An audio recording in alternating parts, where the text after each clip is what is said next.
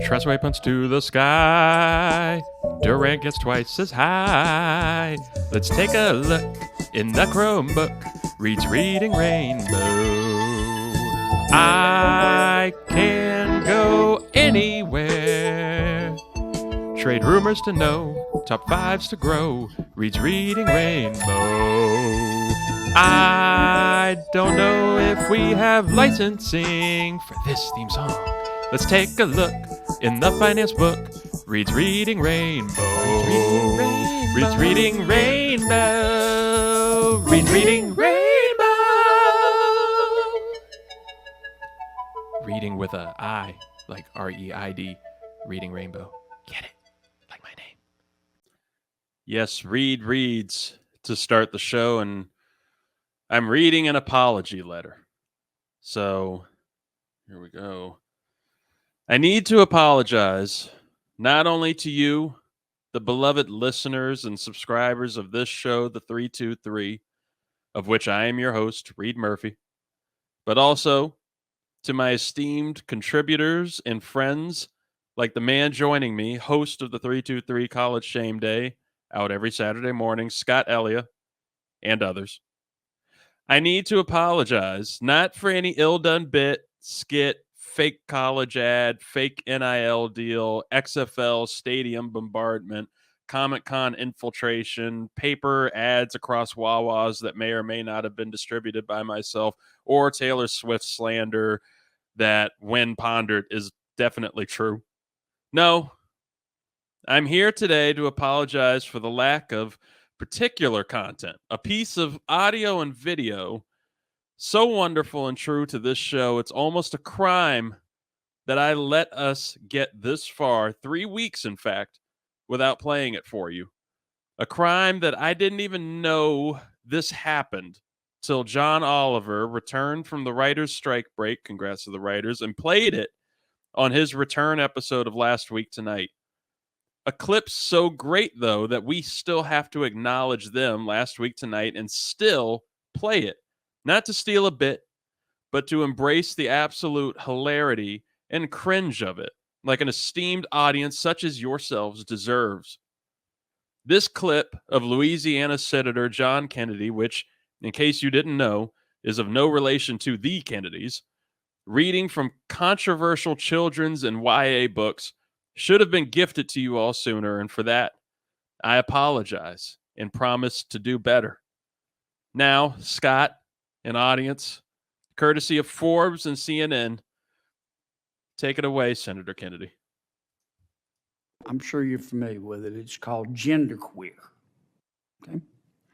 Let me read an excerpt from that. Quote, I got a new strap-on harness today. I can't wait to put it on you. It will fit my favorite dildo perfectly. You're going to look so hot. I can't wait to have your cock in my mouth. I'm going to give you the blowjob of your life. Then I want you inside of me. End quote.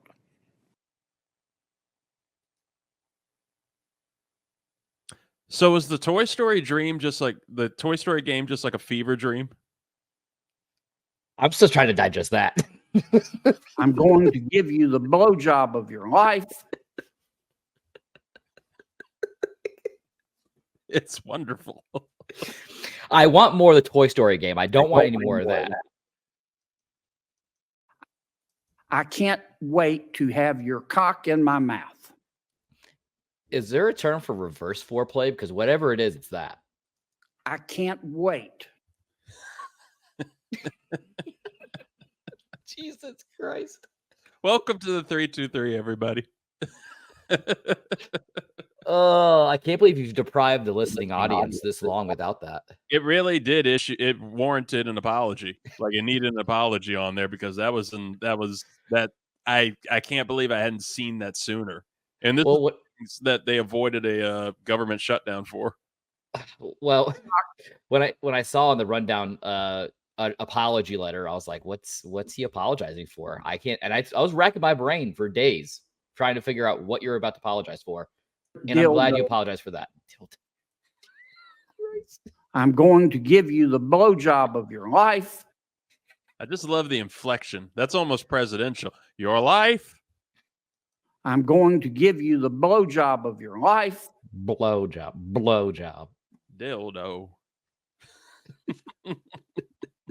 Look, we're a sports variety show, and that's part of the variety. I don't even know where to go from that. That was almost like a weaponized distraction and self-destruction of the show to start with John Kennedy on this Ricks versus Gricks.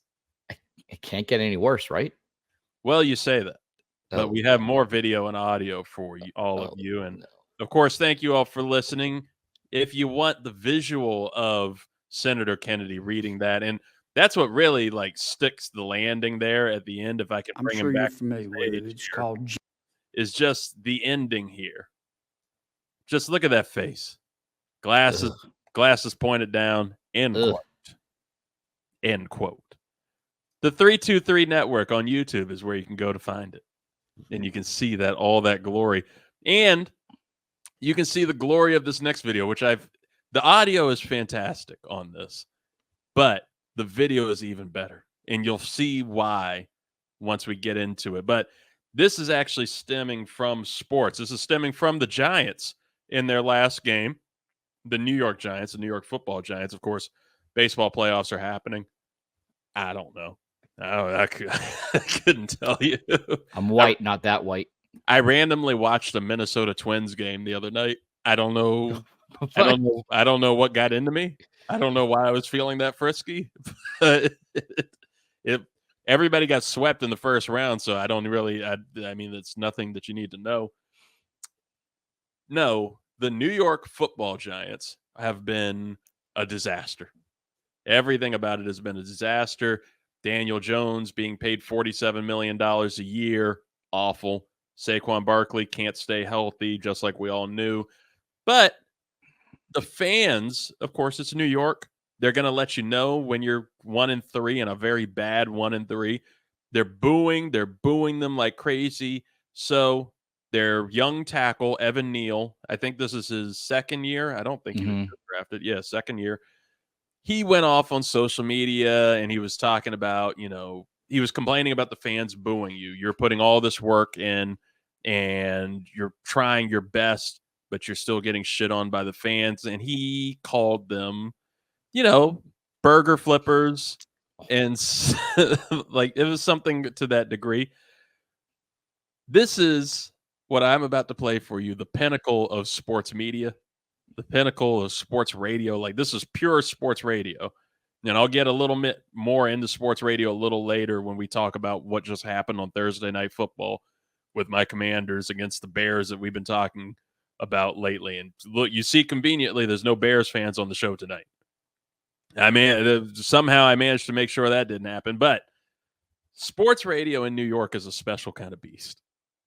And when you call New York sports fans burger flippers and disrespect them, you get a guy like Don Greca, who's part of the Michael Kay show, coming in hot.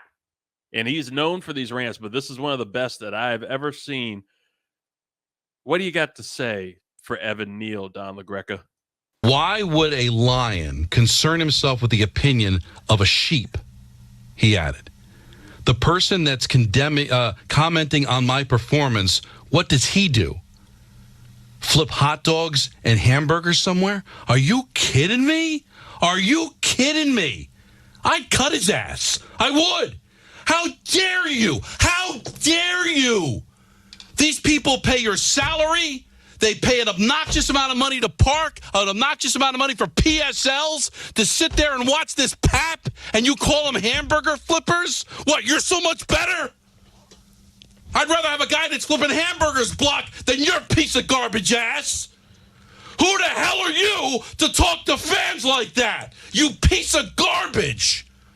I hate when players do that. You're not above us. What, because you happen to play a sport? You're better than me? You're better than the people that pay your salary? These Giant fans were here before you, and they'll be here after your sorry ass is cut. What a piece of human trash. And I don't want to hear some apology. I don't want to hear, I was taken out of context. I don't want to hear, done. I would cut his fat ass. Oh, if I'm John Mara, I call him into the office and say, I wouldn't. you were a first-round pick, but you're not worth anything. You don't talk to our fans that way. You don't talk to me that way. You are out of a job. You should boo him. If you see him in the mall at Willowbrook, boo his ass. If you see him on the DMV, boo him. Don't stop booing him. If he goes to the Pro Bowl, boo him. If he wins a Super Bowl, boo his sorry ass. Screw that guy. Oh, I mean, that angers me. We're not nobody. Flipping, but how do you condescend to people that pay to watch you play? Poorly, I might add. Really bad. Oh, this. Oh, Jesus. Now, I want you to look at this face. Look at him. What does he look like to you? First off, look how red he is and how concerning that is. Like, if I'm his cardiologist, I'm fucking terrified. I was going to say my blood pressure's going up just listening to him. I can only imagine what's going on internally with him right now. Does he not look exactly like the evil robot version of Tim Allen? Tim Allen? Yes. I'm glad you said that because it's exactly what I was going to say. He looks like the toy version of Evil Santa. I mean, that's going over a little over the top, I would say. But it's definitely over the top in the sense of him being, a radio host and things of that nature. But it's definitely hitting a thread of what people in New York are feeling, at least, especially when the case that you have Evan Neal, who's in his second year of his contract of a 4-year deal. I believe it was like just shy of $25 million, but it's all guaranteed money. So you have a guy out there who's making $25 million. That's more money than a lot of these people who are fans of New York, especially with the Giants, will see in their lifetime. So you have someone like that. Now they're not going to go to the extreme of cutting him. That's just silly. But do you honestly think the Giants as an organization would pander to the fan base and get rid of Neal for those comments? No. That's not a smart business decision at the end of the day. Like you said, even if Evan Neal were to come out with some apology and some kind of thing, it's not going to mean anything to the New York fan base. Which he did. As soon as that went viral and, New Yorkers were like, yeah. You're right. You're right. What he just said. I'm mad. that ass. He's right. It's the laugh at the end by the other guy. The other guy was so uncomfortable the entire time. I just like how specific he is with the booze. If you see him in the mall at Willowbrook, boo his ass. So what if he's at a different mall?